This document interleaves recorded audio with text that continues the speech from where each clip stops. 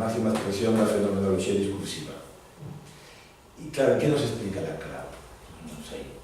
Eu sigo sin acabar de entenderlo. Más que pura palabrería, perdón, rioplatense.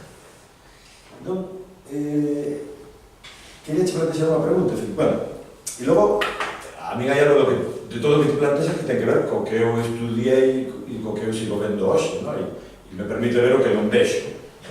Non, a automatización, a robotización, a inteligencia artificial, a xenética. A xenética libera, que non a mencionaxe, pero liberada dos freos que estableceu o mundo en 1945. Isto calquera xenetista mínimamente entendido e con certo sentido histórico di. A xenética no ano 45 foi clausurada. A xenética foi clausurada 2 veces. A segunda no 45. A anterior, cando se perderon acreditamente, e logo se redescubriron. Se perderon porque non eran capaces de entenderse e de manexarse. Ou non se sabía, por razóns contrarios ao progreso, religiosas, o que queiras, por medo ao superhome, non sei. Melixile xa andaba aí nesa idea, non? Pero ahora eso está. E claro, hai outra cuestión que dixeche que me parece moi importante, que é, digamos, de quen é o coñecemento. A ver, o coñecemento de alguén, sempre. E neste momento asistimos a unha expropiación do coñecemento como nunca no pasado. E nós formamos parte desa expropiación do coñecemento. E todo o que investimos, porque o único que non se para no investimento en esta crise é todo o que ten que ver coa xenética e a medicina. Que sistemas públicos se van a beneficiar de todo desa inmensa esforzo de investigación? Pois o futuro non anuncia que sexamos todos. Non, casi seguro que non. Que relación establecemos entre eso e a privatización da medicina? Da medicina, ninguna. Bueno, pero forma parte dese problema que eu creo que te plantexas, pero tamén da nosa propia función como xeneradores de conhecimento, non? E para que os facemos? Bueno, pero non sei se o decrecemento vai ser impedido polos chaleques amarelos ou por Trump, pero aí sí que non sei se esa é unha opción estrictamente burguesa. Aparentemente sí, porque te parte de que solo pensamos desde o pensamento burgués e axudados por pensadores burgueses e non por Marx, pois é unha opción burguesa, pero non sei hasta que punto, non sei, terei que relerche ou lerche máis para poder entender. E logo a pregunta, e perdón por este rollo, pero como na práctica estamos clausurando, a pregunta, a ver, a cuestión esta da relación entre o proletario e o campesino está históricamente en moitos autores, e aquí, en Suevos, por exemplo, que lo formula como proletario simbiótico, o ve aí, non? Pero está, dunha forma moi evidente, isto enlaza con algo que me gustaría discutir tamén con Alba, está en E.P. Thompson. Ele o ten clarísimo. Clarísimo. O sea, a ver, fáigame a historia da clase obrera inglesa. E que fai el? Non, a historia da formación da clase obrera inglesa. E que descubre? Campesinos. E que descubre? Valores anticapitalistas.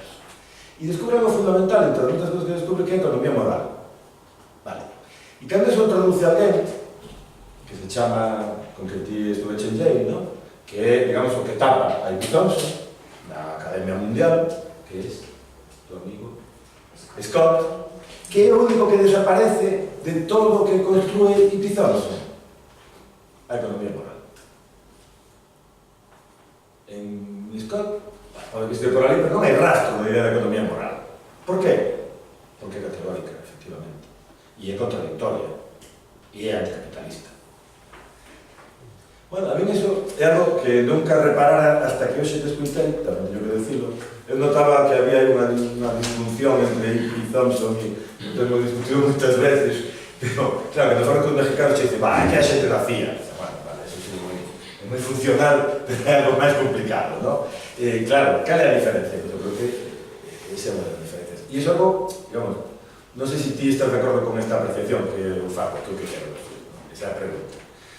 Eu deduzo do que ti dis, pero non sei se é correcto. E que tamén ten que ver con ese dominio, digamos, do canon socialdemócrata na práctica, porque utilizamos non encaixaba, e nesse sentido me parece moito máis importante ainda que xa non.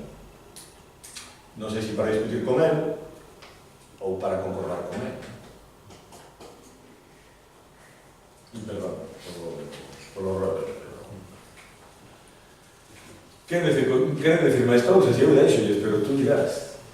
Si che dá tempo a chegar en 4 horas sin comer avión, Eu non. teño que marchar. Que así de Alguén quere simple. decir algo? Alguén quere contestar?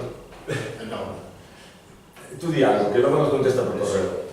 Non, bueno, enlazando con esta última cuestión, eu pensaría que Thomson como Gramsci son parte da solución e non estarían agrupados na parte da crítica, que é onde os situas. Ese é o punto de inflexión. Se é un tema crítica, a eles non os colocaría nas limitacións, senón nas posibilidades de construcción, para que sea un punto. crítica de Thomson é o estructuralismo, E Thomson que é vai de unha Gramsci. forma cristalizada desa socialdemocracia non sei, fenomenolóxica, non exactamente. Miseria da teoría. Miseria Miseria da teoría. de Althusser, non? Que son totalmente mecanicista. Un morreu de cambio e outro suicidouse. Por la miseria. Xa, efectivamente, claro, pero creo que o que plantexa él, xa que non lle deixamos falar agora, para que se poida ir, é a superación desa contradicción que é dos anos 70, 80. ¿No? Simplemente, en que medida ti te sentes, digamos, partícipe desa idea de economía como ciencia lúgubre? Como ciencia? Lúgubre.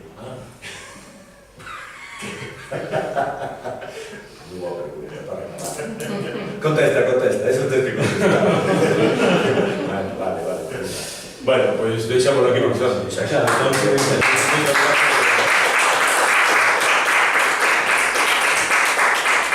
É unha sorte que se das as 11 e te deberán empezar.